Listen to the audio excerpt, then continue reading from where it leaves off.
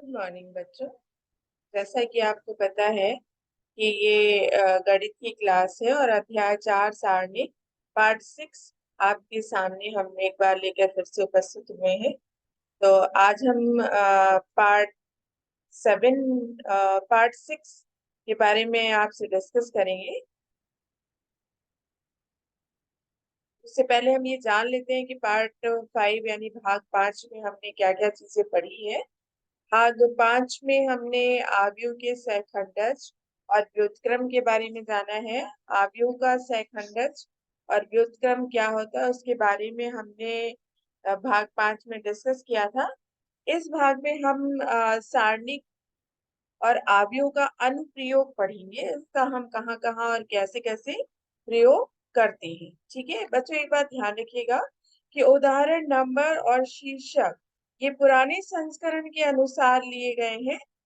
नए संस्करण में उदाहरण नंबर और शीर्षक में कोई कुछ बदलाव हुए हैं, लेकिन अंदर के जो तथ्य हैं वो सभी समान हैं। तो आइए हम देखते हैं कि सारणिक और आव्यूह का अनुप्रयोग कैसे होगा। सारणिकों और आव्यूहों का अनुप्रयोग, इसको पढ़ने से पहले हमें कुछ जानना जरूरी है। दो या दो से अधिक जब अज्ञात राशियों के रैखिक समीकरणों को हल करते हैं तो उसमें दो कंडीशन होती है, या तो निकाय की संगतता आएगी या असंगतता आएगी। तो जब संगत निकाय होता है तो उसमें हलों का अस्तित्व एक या एक से अधिक बार निकलता है, और जब असंगत निकाय होगा तो उसमें हल का अस्तित्व ही नहीं होगा। हल का अस्तित्व और अस्तित्व ना होने का मतलब कि जब हम उन्हें हल करेंगे तो या तो उसका मान शून्य आएगा या तो शून्य नहीं आएगा। अगर शून्य आता है तो उसका कोई भी अस्तित्व नहीं होगा, और अगर शून्य नहीं आता है तो उसका अस्तित्व होगा। आइए इसे हम समझने का प्रयास करते हैं। नीचे एक दिया हुआ सारणिक दिया हुआ है। इसमें सारणिक समीकरण के रूप में दिया हुआ है। पहले इन समीकरणों को हम सारणी के फॉर्म में लिखेंगे, सारणी के रूप में लिखेंगे, और तब हम उन्हें हल करेंगे। तो ये जो समीकरण दिए हुए हैं a1x plus b1y plus c1z बराबर d1, और a2x plus b2y plus c2z बराबर d, a3x plus b3y plus c3z बराबर d3। अब हम इन समीकरणों को आव्यूह के रूप में व्यक्त कर लेते हैं। तो एक ए आव्यूह का a1 b1 c1 a2 b2 c2 a3 b3 c3 है, और x हमने लिखा x1 y1 z, और b लिखा d1 d2 और d3। अब हम आगे बढ़ते हैं और इन समीकरण को ax बराबर b के रूप में व्यक्त कर लेते हैं। इसे हमने भाग 4 में भी पढ़ा था, भाग 5 में भी पढ़ा था कि हम समीकरणों को ax बराबर b के रूप में व्यक्त कर सकते हैं। यहाँ पर a क्या है, x क्या है, b क्या है, आपको पता है। a सम आव्यूह a और ये आव्यूह x और आव्यूह b। अब इसमें दो स्थितियां होंगी, दोनों स्थितियों की हम चर्चा करेंगे। स्थिति ए क्या है, यदि आव्यूह ए एक व्युत्क्रमणीय आव्यूह है तो इसके व्युत्क्रम का अस्तित्व होगा। ए एक्स बराबर बी समीकरण एक मानते हैं और इसे हम हल करते हैं। इसे हम हल कैसे करेंगे, इस समीकरण एक में हम पूर्व में ए इनवर्स से गुणा कर देते हैं। ए इनवर्स गुणे ए एक्स, और दाएं पक्ष में हम गुणा करते हैं ए इनवर्स बी। तो साचर का नियम जो कक्षा 8 में बहुत पहले से पढ़ते आए हैं, ये तीन पदों का गुणनफल हम कैसे कर सकते हैं। उसमें हम किन्हीं भी दो पदों को पहले या किन्हीं भी दो पदों को हम लास्ट में या अंत में लेकर गुणा कर सकते हैं। तो यहाँ पर हमने दो पदों को पहले लेकर गुणा किया है। ए इनवर्स और ए को पहले गुणा कर लिया, और एक्स और ए इनवर्स बी। जब हमने ए इनवर्स और ए को आपस में गुणा किया तो हमें आई यानी कि इकाई आव्यूह प्राप्त होता है। ये भी हम आपको भाग 4 और भाग 5 में बता चुके हैं। ए इनवर्स और ए को गुणा करने पर आई प्राप्त होता है प्रमेय 4 से। तो आई एक्स, जहाँ आई क्या है, इकाई आव्यूह है, आई एक्स बराबर ए इनवर्स बी और एक्स बराबर ए इनवर्स बी। सारणिक का हल जो है वो अद्वितीय है। ठीक है, आइए आगे देखते हैं। स्थिति दो क्या है, स्थिति दो क्या होगी, यदि ए जो है वो एक व्युत्क्रमणीय आव्यूह है, यानी कि सारणिक ए का मान शून्य होगा, तो अर्धेंट ए गुणे बी का मान हम ज्ञात करेंगे। अब इसमें भी दो कंडीशन, दो शर्तें होंगी। यदि एडजॉइंट ए गुणे बी को हल करेंगे तो या तो उसका मान शून्य आएगा या तो उसका मान शून्य नहीं आएगा। तो अगर शून्य नहीं आता है तो कोई हल नहीं होगा, और अगर शून्य आ जाता है तो इसके हल हम निकाल सकते हैं और नहीं भी निकाल सकते हैं। ये उदाहरणों पर ही निर्भर करेगा, उदाहरण के द्वारा ही ये हमें समझ आएगा। तो उदाहरण नंबर 27 देखते हैं। उदाहरण नंबर 27 में देखते हैं, निम्न समीकरण निकाय को हल करते हैं। यहाँ पर एक समीकरण निकाय दिया हुआ है, इन्हें हम पहले ax b के फॉर्म में या b के रूप में लिख लेते हैं, जहां पर a जो है 2532 x xy और b 17 है। अब हम a को सारणिक a का मान ज्ञात कर लेते हैं। जैसे कि पता है, 13 गुणा करके हम ज्ञात करते हैं। 13 गुणा करके हमने इसका मान ज्ञात किया तो a सारणिक a का मान -11 प्राप्त होता है। अब हमने देखा कि सारणिक a बराबर 0 तो आ नहीं रहा है, इसलिए a क्या है, वो एक व्युत्क्रमणीय आव्यूह हो गया। ठीक है, क्योंकि फिर इसका अस्तित्व भी कुछ होगा, इसलिए इसका अस्तित्व होगा तो प्रमेय 4 से हम इसको निकालते हैं। प्रमेय 4 से x बराबर a इनवर्स b हो गया। ठीक है, ए इनवर्स बी हुआ तो हम ए इनवर्स निकालते हैं। ए इनवर्स निकालने का तरीका हमने आपको भाग 4 और भाग 5 दोनों में बताया था। क्या बताया था? एडजॉइंट ए और उसको हम सारणिक ए से भाग दे देते हैं तो हमारा ए इनवर्स निकल जाता है। यहाँ पर हम ए इनवर्स निकालते हैं, तो जैसा कि एडजॉइंट ए कैसे निकालेंगे आपको पता है। एडजॉइंट ए निकालने का चिन्ह बदल जाता है, चिन्ह बदलने पर यहाँ पर एडजॉइंट ए निकला, उसको हमने ए सारणिक ए से भाग दे दिया। जब सारणिक ए से भाग दिया तो x बराबर ए इनवर्स b निकाला, और हमने उसको निकालने के बाद उसकी जब हम x y से तुलना कर रहे हैं तो तुलना करने पर x बराबर 3 y बराबर -1 प्राप्त हो रहा है। ठीक है, तो उत्तर जो है इसका है x बराबर 3 y बराबर -1। बच्चों यहाँ पर आपको एडजॉइंट ए इनवर्स ये सब निकालना आपको पहले भाग में बताया जा चुका है। अगर आपको कोई भी दुविधा या कोई भी संदेह आ रहा है तो एक बार आप पिछले पिछले भागों को जरूर रिवाइज करें। उदाहरण नंबर 28, निम्नलिखित समीकरण निकाय को हल करें।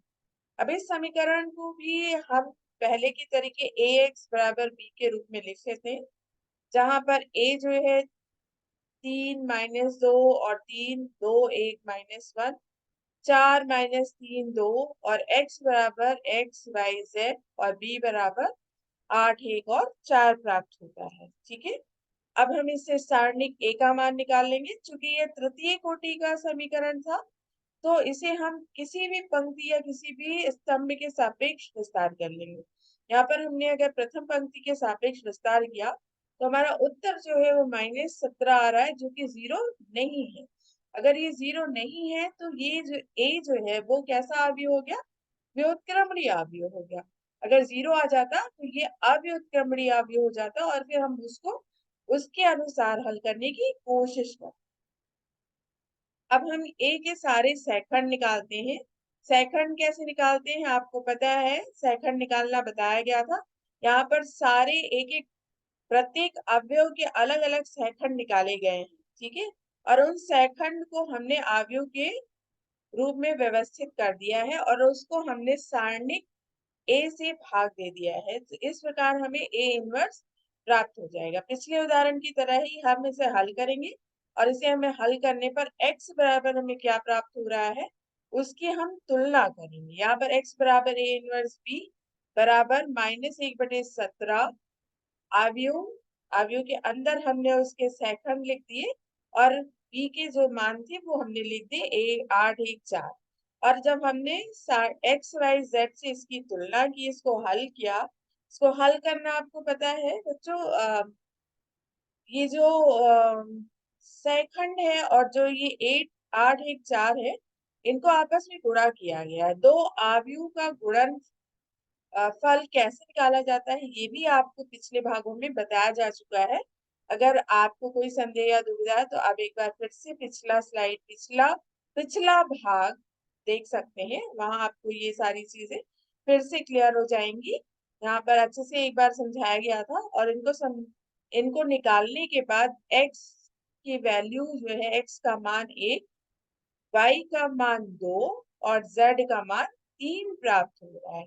इन्हें हमने क्रमशः हल कर लिया है। इससे हमें उत्तर 1, 2 और 3 प्राप्त हो रहा है। आगे बढ़ते हैं उदाहरण 29 की तरफ। उदाहरण 29 क्या है? तीन संख्याओं का योग जो है वो 6 है। यदि तीसरी संख्या को 3 से गुणा करके दूसरी संख्या में जोड़ दें तो 11 प्राप्त होता है और पहली और दूसरी संख्या को जोड़ने पर तीसरी संख्या का दुगना प्राप्त होता है। बच्चों यहाँ पर दूसरी संख्या बाय मिस्टेक लिखा हुआ है, यहाँ पर तीसरी संख्या होगा। पहली और दूसरी संख्या को जोड़ने पर तीसरी संख्या का दुगना प्राप्त होता है। ठीक है, पहली और तीसरी संख्या को जोड़ने पर दूसरी संख्या का दुगना प्राप्त होता है। यहाँ पर जो है आपका थोड़ा सा गलती से बाय मिस्टेक लिखा हुआ है, इसको एक बार अपने उत्तर से मिला लीजिएगा अपने प्रश्न से। और इनका बीजगणितीय निरूपण करना है। इन्हें हम आव्यूह विधि से हल करने की कोशिश करें। तो इन्हें हम आव्यूह विधि से कैसे हल करेंगे? माना कि पहली, दूसरी और तीसरी संख्या क्रमशः x, y, z है। प्रश्न के अनुसार बीजगणितीय रूप में हम इन्हें पहले तो बदलते हैं। जैसा जैसा आपका ये बोला गया है उसी के अनुसार हम इसे बदलते हैं। तो प्रथम शर्त के अनुसार तीनों संख्याओं का योग क्या है? 6, x plus Y plus Z बराबर 6। दूसरी शर्त क्या है? तीसरी संख्या को 3 से गुणा करते हैं। तो z को 3 से गुणा किया और दूसरी संख्या y में जोड़ दिया तो 11 प्राप्त हुआ।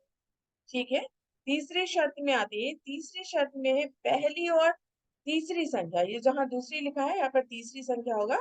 पहली और तीसरी संख्या को जोड़ने पर दूसरी संख्या का दुगना प्राप्त होता है। ठीक है, इनका बीजगणितीय निरूपण तो हो गया। अब तीनों समीकरणों को एक साथ लिखते हैं। हमने एक साथ लिखा x plus Y plus Z बराबर 6, वाई प्लस 3z बराबर 11, x minus 2y plus Z बराबर 0। ये कहाँ से आया? आपने देखा होगा तीसरी शर्त में हमने 2y को इस पक्ष में ले आए तो हम माइनस का चिन्ह बदल गया, वहां पर उसका प्लस चिन्ह था, यहाँ माइनस हो गया और ये 0 हो गया। ये बहुत साधारण सी बात है, ये हम कक्षा 8 से पढ़ते चले आए हैं। बीजगणितीय समीकरणों को हम कैसे लिखते हैं? तो अब हम इसे ax बराबर b के रूप में लिखते हैं। इसे हम ax बराबर b के रूप में लिखने पर a बराबर हमें 1 1 1 0 1 3 1 माइनस 2 1 और x बराबर x y z और b बराबर 6 11 और 0 प्राप्त होता है। अब हम आव्यूह a का मान निकालते हैं। तो हम प्रथम पंक्ति के सापेक्ष अगर हम इसे विस्तार कर लेते हैं तो हमारा उत्तर जो है वो 9 प्राप्त हो रहा है, जो कि 0 नहीं है। तो इसका मतलब ये कैसा हो गया? व्युत्क्रमणीय हो गया। अब हम यहाँ पर एडजॉइंट ए भी ज्ञात करते हैं। एडजॉइंट ए पिछले उदाहरण की भांति है, हम इसके सारे अवयवों के सहखंड निकालते हैं।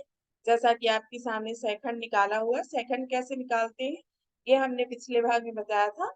इनके सारे सहखंड निकाल लिए। अब हम इसका एडजॉइंट ए निकाल लिया। एडजॉइंट ए में इनके सारे सहखंडों को हमने आगे के रूप में लिख दिया। अब इनके सहखंड को हम सारणिक ए से भाग दे देते हैं। तो इसका जो सहखंड था उसको हम सारणिक ए यानी कि 9 से हम भाग दे देते हैं। फिर x बराबर a इनवर्स b, ये आपका a इनवर्स b आया और अब b से इसको गुणा कर देते हैं तो हमें x मिल जाएगा। x की जगह हमने स्मॉल x व स्मॉल y z लिख दिया और इनको हमने आपस में दो आव्यूह का गुणनफल कैसे किया जाता है का गुणनफल करके हमने इनका मान निकाला। इनके पूरे मान निकालने के बाद हमने इसकी तुलना की। तो तुलना करने पर x बराबर 1, y बराबर 2 और z बराबर 3 प्राप्त हो रहा है। ठीक है, यही इसका उत्तर है। तो अब तक हमने भाग 6 में क्या क्या चीजें पढ़ी है उनको हम पुनरावृत्ति कर लेते हैं। भाग 6 में हमने सारणिकों का और आव्यूहों का अनुप्रयोग पढ़ा है और कुछ उदाहरण भी सीखे हैं कि इसका उदाहरण कैसे करना है। और हमने एक चीज और पढ़ी है, व्युत्क्रमणीय आव्यूह और अव्युत्क्रमणीय आव्यूह के बारे में भी हमने जाना है। बेटा बार बार मैं बता रही हूँ, आप ये ध्यान रखिएगा कि ये सारे अनुच्छेद पुराने संस्करण से लिए गए हैं। अंदर के सारे तत्व बराबर है। भाग 7 में हम क्या पढ़ेंगे? भाग 7 में हम विविध उदाहरण पढ़ेंगे और पाठ का सारांश भी समझने की कोशिश करेंगे। तब तक के लिए धन्यवाद। अगले भाग में हम फिर मिलेंगे। Thank you.